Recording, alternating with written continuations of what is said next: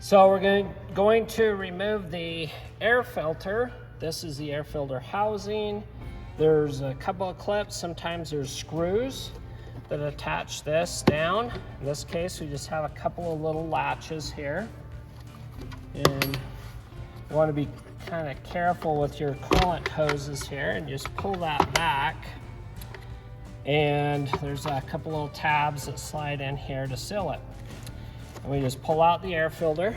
We can inspect the condition. This is fairly new. It's got a couple of feathers, moss, whatever. But we hold this up to the light to see if we can see through it. This is okay.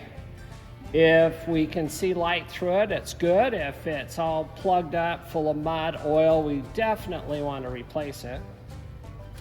We can take an added step to clean out any leaves or, in this case, grass, dirt. You can spray it with the air, but make sure that you seal this off because you don't want that going into the engine. You can also take a rag and wipe the housing clean.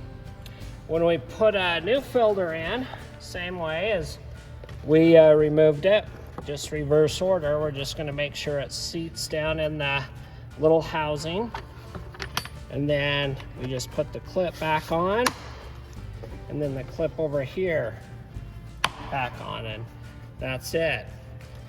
Some boxes you may have to remove the ducting that goes to the box itself, or maybe even remove the box to get to the air filter.